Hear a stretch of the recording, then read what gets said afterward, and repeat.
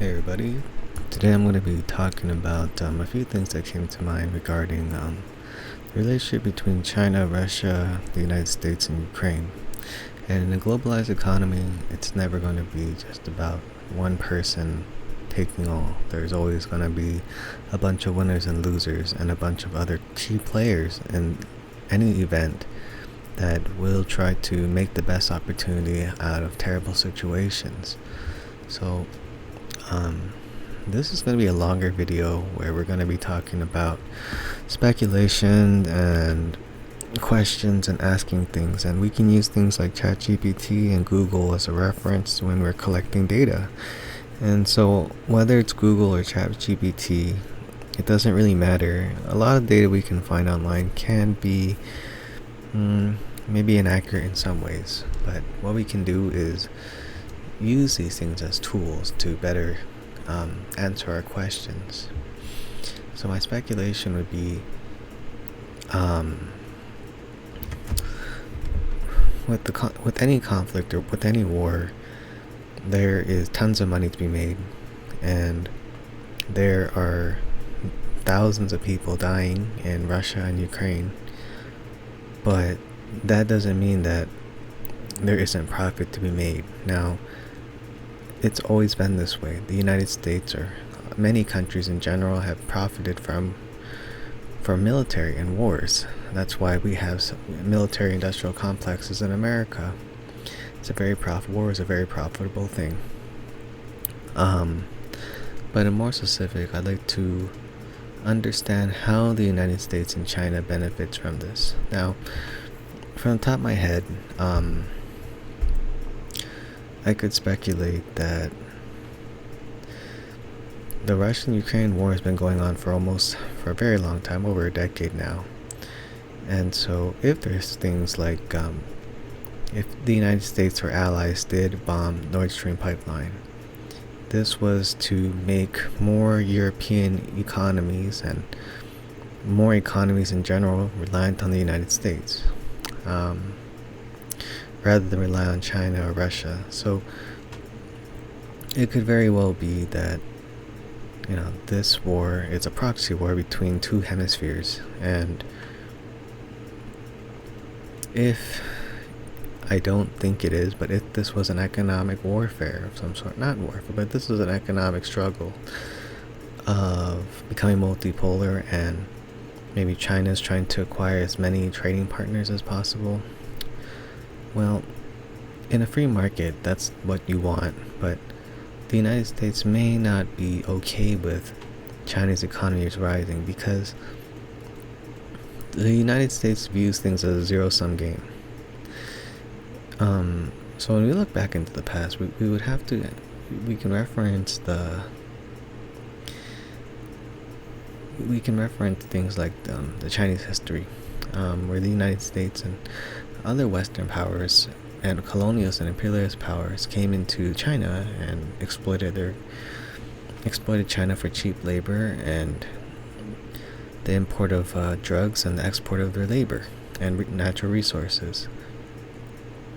So China, in retaliation, had to play the same economic game that benefited the Western world, or the American hegemony. And because of that, now that China's caught up, the United States isn't very happy with this, because it means that their inflated standard of living is no longer as viable. In order to achieve a 2% inflation, if that's our goal, we need things from China. We need Chinese goods and services to reduce our inflation and our cost of living. We rely on China so much because most of the companies we have in the S&P 500, the NASDAQ, and the Dow, a lot of these companies without China would be unprofitable. I don't even think a lot of us in America could be living without trade with China. But you can't expect China to only just trade low textiles and cheap goods. China's competing in our industries now, like our higher tech goods, and our main exports. So I personally don't have a problem with the Chinese economy growing. I think it's good. You want a diversified globalized economy. You want multiple superpowers because they act as checks and balances for each other.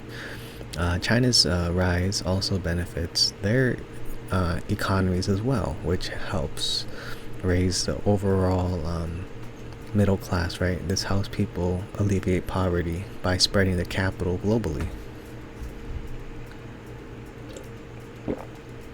And there's a lot of silly things, like when we try to justify like any types of invasion to China or Taiwan, the Taiwan province, I think it's foolish because, well, we acknowledge that there's only a one China policy, which means that China and Taiwan are both, it's just one China, and we leave this ambiguous as the United States in order to have favorable trading deals or enact our own political agendas, or economic agendas. So to me, the one China policy isn't a big deal. It's not. There is only one China, and this is what majority of the world thinks. We leave it ambiguous for our own personal gains, not because we care about Taiwanese people. We don't. The United States does not care about people in Taiwan. They don't care about anyone besides themselves, and they don't even care about the people within America. We have a lot of human atrocities. We have a lot of things against the UN charters that are going on within our country as well in the United States. So we really shouldn't be worrying about other countries because we don't. We just use it for personal gains in the form of democracy and assertion of freedom. So we don't actually care about these other countries. We only care what they can do for us as long as we pretend to care. So going into this, we need to establish that the United States has done a lot of terrible things, and it continues to do a lot of terrible things. The acts of colonialism still have effects till this day. Do we still have vassal states? Do we still have territories like Portugal or Puerto Rico? Yes, we do. So these things have never changed. Did we ever give Hawaii back to the native Hawaiians? No. What about the Native Americans? Did we ever give back their land? No. So it doesn't really matter. You can say like time has passed, but who are we to decide when time is okay? It's all subjective. Now, we can even look at things like Martin Luther King and Malcolm X. Whether we agree with them or not, we do tend to whitewash our histories and our understanding of these types of people. So, your views and mine may not be honest with the reality of things. Because Martin Luther King is substantially more than just I had a dream. He had a lot of views when it came to economics or social well-being, and that maybe a lot of Americans won't agree with. At this time, before death, his approval rating was only 30%. During World War II, did we throw Japanese into incarceration camps? Yes, we did. Was it wrong? Yes. Did we really make amends for it? Maybe. Not that great, though. To this day, have we given back Hawaiians their land? No, we haven't. Do we have a lot of people in jail that are black? Do we have a lot of systemic racism? Yes, we do. So when we call it the Uyghurs, and we don't even have proof, we just accuse China.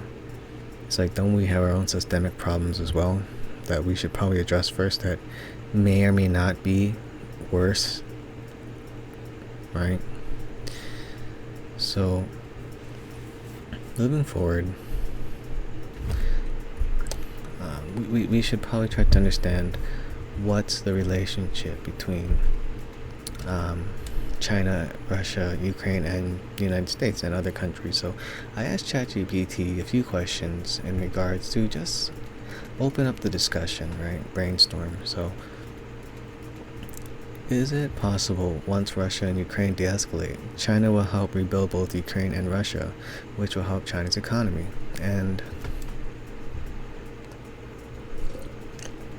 the reason why ChatGPT can be good is because it's somewhat unbiased. You can double check. It's another source, okay? So it's not just me saying it, it's ChatGPT. So, let's see. China's reconstruction has positioned itself as a global investor. So let's just pull up a world map.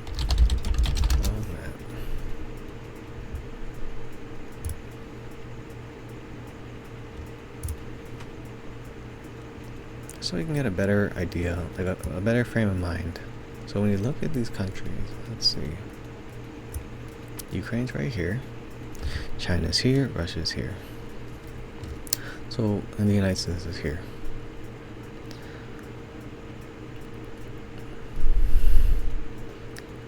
So we're trying to figure out, like, who benefits from these things, like post and pre. So, from my recollection, China had hosted the Olympics, and then Putin had went there, and then things had escalated supposedly in Ukraine and Russia. But there were always these things going on. There was always problems between Russia and Ukraine. And the United States media used to bash Ukraine, for being a group of Nazis and terrorists. That's what the United States accused Ukraine of being. And then ever since this happened, it had changed. But when you look into history, is it bad for Russia to not want the United States and NATO to encroach on their territory? Yeah, you don't want the United States, which has done a lot of terrible atrocities throughout history till this day, to build military bases around your country and surround you. So it's a bit of an understanding. And when you force European countries that are literally right next to you to trade with the United States, does that benefit these countries? No. Odds are, just logistically, you want these countries to all work and trade together. And ideally, you'd want these countries to trade together too, just because they're closer together. And there's not a whole ocean between these two. So you want these countries trading with each other. Now, is it a coincidence that some countries ended up developing better than others? No, it's repercussions of colonialism, right? So when you have colonialism, not everybody agrees with you. Like, if you're a person who benefits from colonialism in its history, and if you have a whitewashed point of view of it, then you may agree with how colonialism has been handled. You may read things in history books that are written by the winners, not by the losers. You'll never get a different perspective. But I think as the internet becomes more available for people and different groups of people can speak up, then we do see people challenging the narratives being pushed by a pro-United States regime.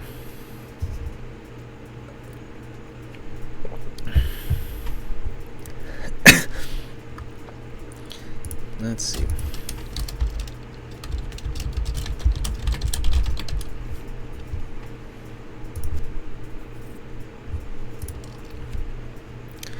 I'm pulling up the first map available for the Belt and Road Initiative as of 2023.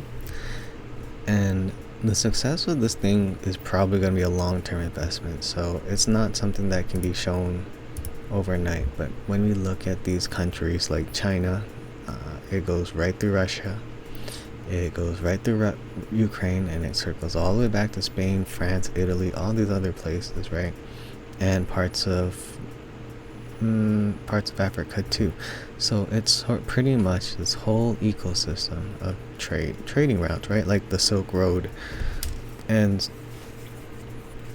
in my opinion, this is a good thing. I don't know why the Western media demonizes this. Like, this is a good thing. You want these developing countries to have access to trade. Why would you not want them to? And you can bring up a lot of reasons why it's a bad thing, and there's probably pros and cons, but look, odds are you want these other countries to get trade more so than not, because the more access to different trading partners they have, the more choices that these people have. So here's an example. If you're in Mali, for example, or if you're in Algeria, and the only people you're going to trade with are the United States and close surrounding regions, well, everything's going to be really expensive for you, first of all. And then access to get these things may be very expensive because you have to pay for the logistics and the lack of infrastructure. But if you build infrastructure, around this country. It becomes easier to access resources from this entire hemisphere, even better, even easier. So it benefits developing and emerging economies and already developed economies. It helps efficient trade become much more efficient, and I don't see a problem with that. They're not forcing countries not to trade. They're not forcing countries into trading. They're allowing countries to trade better, which is good. It's like pretty much if we looked at the United States, right? Like, what if we look at these countries they trade? Canada, United States, and Mexico. And then there's Brazil and South America. What if we only traded amongst us and I don't know, like, let's just pretend we traded primarily with the United States, Canada, and parts of Mexico. Well, these countries probably want to trade with us too. So we're going to build infrastructures and maritime routes and trains and things like that and railways so we can better trade with each other, right? So there's nothing really wrong with that. It's a good thing to have trade. It helps these economies grow and it helps more money circulate. A globalized economy helps for efficiency. Like, if there's expertise in coffee here, then you're going to want to do trade here where there's, like, I don't know, technology, right? Like, if there's manufacturing here.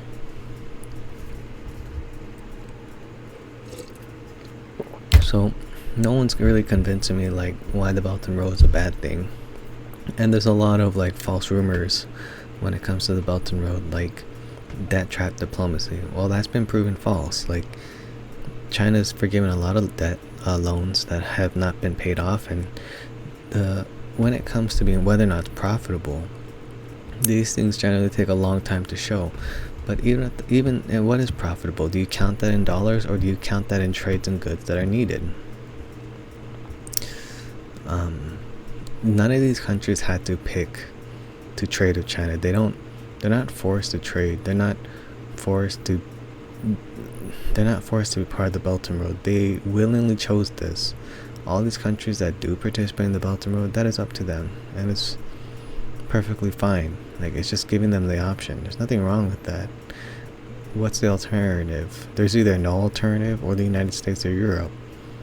And if the United Kingdom, for example, offers terrible deals for infrastructure, or the United States offers terrible deals, then at least the Belt and Road in China gives these other countries other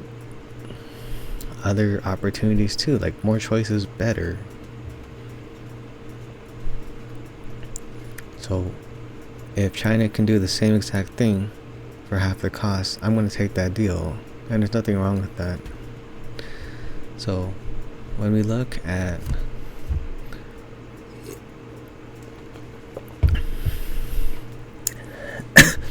so I asked ChatGPT, after things in Russia and Ukraine de-escalate, which it most likely will, what would China's role be? So first of all, the United States has benefited a lot from this whole war. It's been sending a lot of foreign aid in the form of foods, medicines, and military arsenal and military weapons, which is very profitable for the United States. So they have an incentive. Their industrial complex, the industrial complex and the manufacturing companies in the United States have a huge incentive to have this war go on, or any war, because they can profit by sending ammunitions and weapons and things like that. So that helps our economy in the United States, because it helps bring jobs, brings money into the economy, brings resources, helps our political view, helps push our geopolitical power. It helps in numerous ways, economically, socially, and financially, and geopolitically. It also helps expand our reach, right? So if the United States was just as bad as China, and China was just as bad as the United States, which is just not true, but if they were pretty much the same, then, these countries want to do trade with China. And so, let's see, after Ukraine and Russia and do de-escalate, there needs to be significant reconstruction. China could potentially play a role, especially in such investments aligned with the Belt and Road Initiative or other Chinese economic interests. Right. So Ukraine and Russia are going to need to bid for they're going to have a lot of contracts available, and then China, the United States, and Europe and all these other countries are going to bid for it. The United States probably isn't happy about this and parts of the UK aren't happy either, because odds are Ukraine and Russia are going to take contracts. The Chinese are going to outbid every contract, because China's going to offer cheaper labor, high skilled labor for cheap, and they're going to get outpriced by China. China's going to offer reconstruction contracts for much cheaper, so that's going to help China's economy, but the United States won't benefit from that. Neither will the United Kingdom and allies, so you can see why they're upset with that, right? It's the first thing is that we want these two economies to start building up again. They want reconstruction to help the people, but the United Kingdom and the United States won't be happy because China's going to win most of those contracts.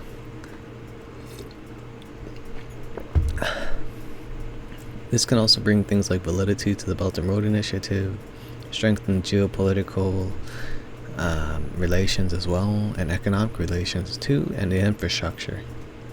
It can also bring more Chinese influence and just Chinese people in general. Nothing wrong with that. Investing in post-conflict reconstructions can have economic benefits. Access to resources such as rich in agricultural resources, and is one of the world's largest grain exports. Okay, so when you actually look at Ukraine's exports and trading partners, China is the second main trading partner besides, I believe it's Switzerland. Don't quote me on that, but China is Ukraine's second largest trading partner, and I think Russia's largest trading partner is China, or it's one of the top three, or it is number one. I'd have to check. But yeah, so Russia and Ukraine can offer things like agricultural resources and largest grain exports, and Russia can offer things like natural resources, energy, iron ores, and things like that, minerals and raw materials and things like that, which allows for China to be much more self-sufficient. Basically, when these countries are all unified and they're at a higher standard of living and they're at a higher technological development, it allows for these countries to be way more self-sufficient, more interdependent, more intertwined, and less exploitable by the United States, which does not make the United States happy, because the United States wants every other country weaker so they can easier exploit it. But if all these countries work together to better themselves, they have a lot of resources, energy, agriculture, technologies, so they won't need the United States. But then the United States has to come down in terms of its economic and standard of living.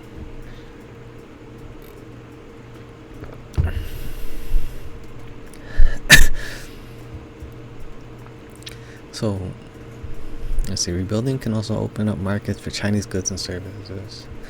Yeah, so it's not only just like infrastructure. The Chinese are going to start opening businesses up there. They're going to start exporting their clothing, their pharmaceuticals, basically everything, which will help China's manufacturing economy as well. Right. So when the United States does send money to Ukraine, they probably do stockpile some of this wealth, and they're going to use some of that to pay China to help fix its reconstruct its economy and country. Let's see, economic involvement can lead towards stronger diplomatic relations. If China can play a role in reconstruction, it might strengthen this diplomatic position with both nations. Right, so that's good. And China's already close to Ukraine in some sense, so it'll benefit the Ukraine as well. Infrastructure projects often involve Chinese companies and can lead to job creation for Chinese citizens. Right. So in order for China to avoid the middle income gap, China needs to export a lot of its They need to create more wealth, and how they can do that is by building up infrastructures in these countries and these countries, so they can become better, efficient trading partners of China, and then China can get all the resources that the United States may be trying to put sanctions on towards China. So that way China can, gain what it's lacking through closer to countries that are closer, which can definitely help China collect dividends on that, and on those investments, which can help China avoid the middle income gap and be able to export more goods to not just the United States but other countries as well that are closer. So let's see. Alright, so it will create more jobs, not just for Chinese, but for these people it's helping too. But it also, bring more money into the Chinese economy, which isn't a bad thing, it's a good thing. Let's see. Any involvement by China in reconstruction efforts will have geopolitical implications. The West, particularly the European Union and the United States, will be watching over China's involvement closely. Both Ukraine and Russia will also consider their own geopolitical alignments. For some reason, the United States wants it to be a zero-sum game because they need this inflated lifestyle. They need to be on top of everything, because without it, they would deflate. Their economy would shrink. Their global reach would shrink. There's 350 million people here, and there's over 8 billion people in this world, yet these people have the most exorbitant standards of living. So they need to sustain this by having things the way they are.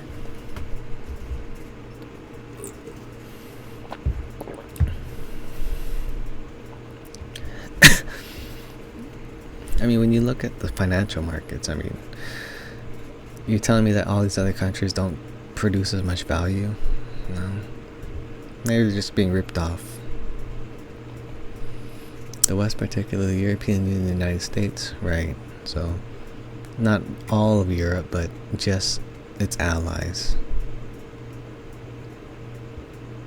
Both Ukraine and Russia will also consider them geopolitical alignments. So, you can do trade with both countries. Like Ukraine can definitely and has been doing trade with China and the United States. This has never stopped.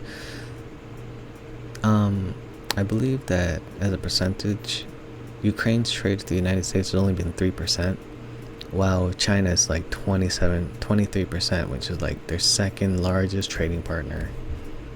I think this was based on Statista.com, and same thing with Russia. So nothing wrong with trading with these countries, and there shouldn't be anything wrong with that at all. I don't see the problem with that. Geopolitical implications. China would likely access the economic viability of the investment to ensure returns. Post-conflict zones can be risky for investments due to potential instability. Correct. But that doesn't stop China, because there's a lot of countries around here that needed investments, but no one was really doing it. But China did. It's not our fault that the United States doesn't want to invest in risky things. At least China's taking on the risk, right? We need someone to do it. We got to be thankful for that.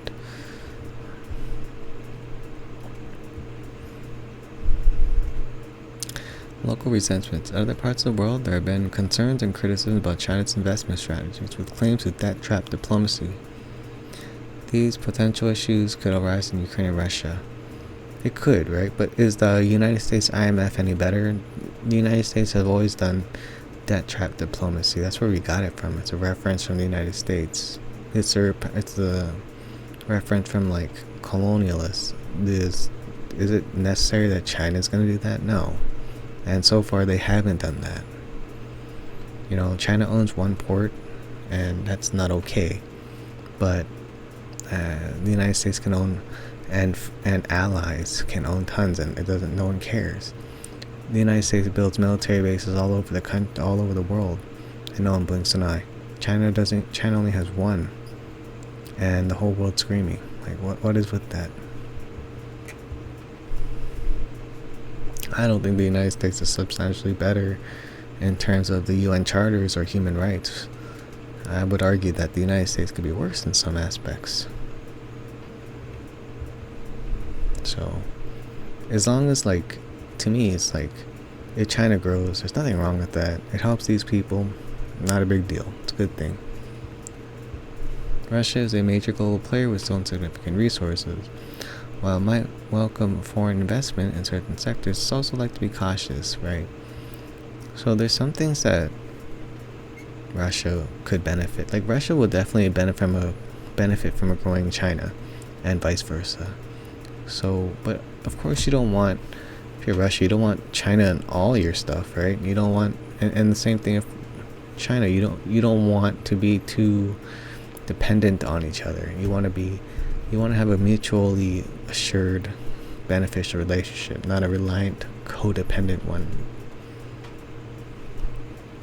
Let's see. What did I think, like, Putin would be okay if China helped Ukraine? And I think so. Now, with my own thought,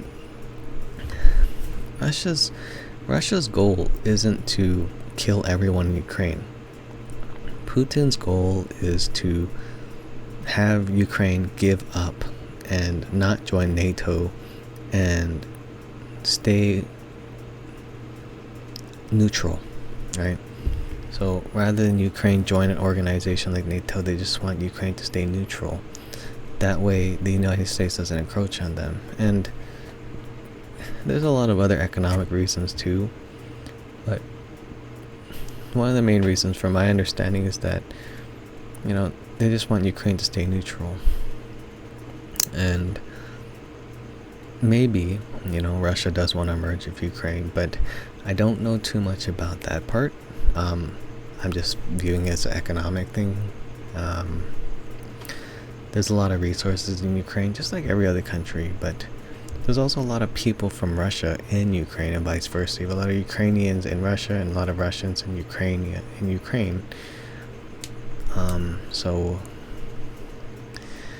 But NATO expanding and wanting to be in Ukraine is not a good thing for Russia.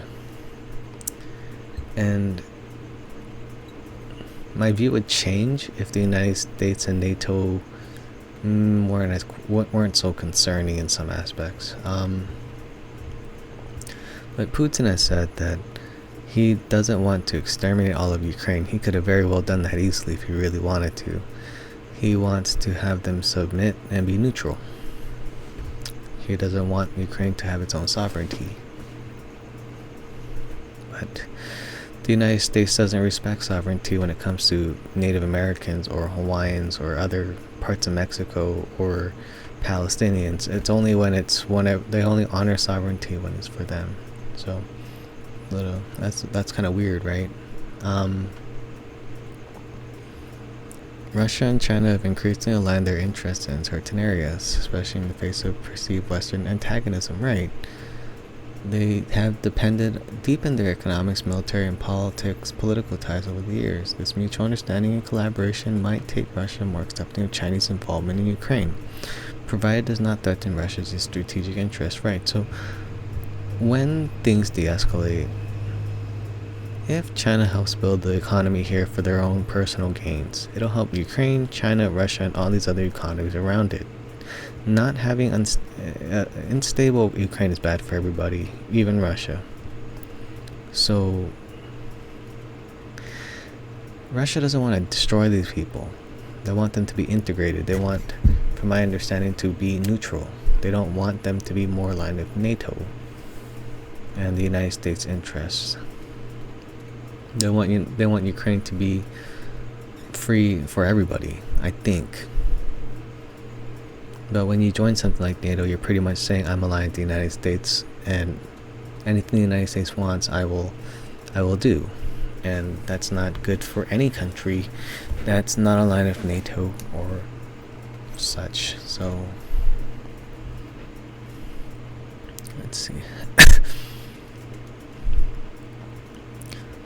So yeah, I don't think Putin would have a problem with this at all. I think he'd be great. I think he'd be very happy with that. He's going to need China's help to build Ukraine. Russia considers Ukraine to be within its traditional sphere of influence. Any significant involvement by external powers, including China, will be scrutinized based on how it affects Russia's strategic interests. Right. So I don't think China's gonna tell Ukraine what to do. I think China's just gonna build and help Ukraine reconstruct itself and become a competing economy. Economic benefits. If Chinese investments were to bring significant economic benefits to the region without compromising Russia's strategic interests, it might be more palatable for Russian leadership. So, Ukraine's second biggest trading partner is China. So, it's not a bad thing for Russia. Russia, again, doesn't want to end and exterminate all Ukrainians. And yeah, China's going to have to do a balancing act. Right? Not to go too much of one way. It's not like that. China's not going to send military weapons to Ukraine. They're going to just do trade for fixing up their infrastructure for their resources. And there's nothing wrong with that. And it's not going to cause any commotion. They're going to send technologies that they need and infrastructure. And in return, Ukraine's going to send food and grains and oils and its raw materials. And its bread baskets, right? Domestic perceptions matter. Russia's nationalism and the historical significance of Ukraine to Russia might play a role in how foreign involvement in Ukraine is perceived by Russian public.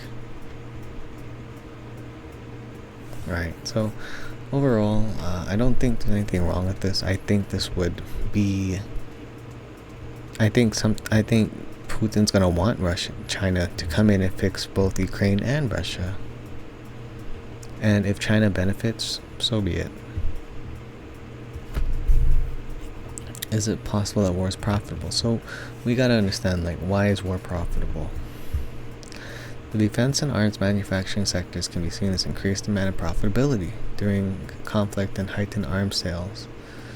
Reconstruction contracts after a conflict, there's a need to build damaged areas, right? So when there's a bunch of contracts here, from Russia, China, Russia, and Ukraine, China's probably going to win a lot of these reconstruction contracts, which is going to make the UK and the United States very upset.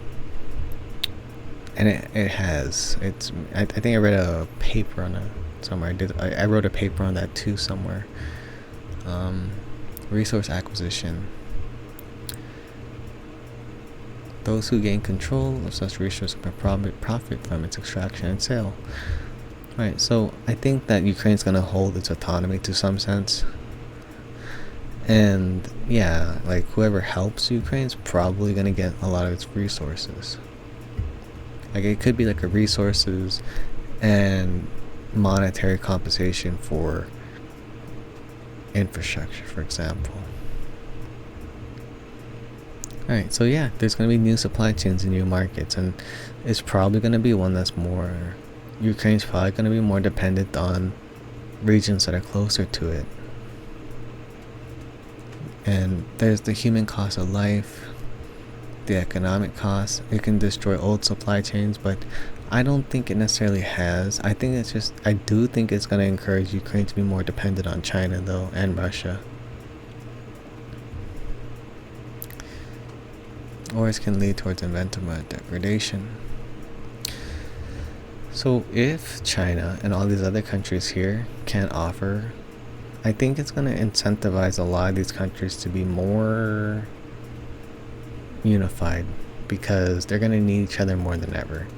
The United States can't send everything from all the way across the Atlantic Ocean through these different countries through Ukraine. It's much easier for China and Russia and all these other countries to send its resources and trade to Ukraine.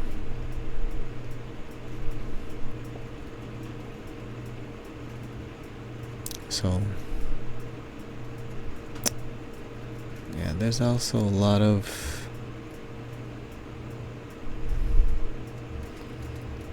benefits. So to me, it sort of seems like the end result, in my opinion, is that Ukraine won't join NATO. It'll sort of stay the same. It will need contracts and supplies which China will greatly benefit from, along with other countries, right? Finland, UK, all these other countries are going to have more jobs and more opportunities for growth due to the Ukraine and parts of Russia needing accommodations, right? But mostly Ukraine's going to need reconstruction. So you're going to have a lot of these economies benefit from it. You might have things like resource for trade and loans and reconstruction contracts being issued by Ukraine. And the United States won't benefit as much. So it could be a big reason why the United States felt the need to send all its foreign aid and military arsenal and weapons now, because they know that pre-conflict they can profit a lot of money off this war. Post-conflict they're not going to be able to profit as much. So that's where these countries start to profit, like China. So the United States gets money from sending weapons. China gets money by reconstruction and helping this economy get back on its feet. But yeah, there's been a lot of proof that China and Ukraine have been working together. I mean, Ukraine's second biggest trading partner is China. So there's a lot of proof, whether it becomes technology or financial deals, agriculture and trade. So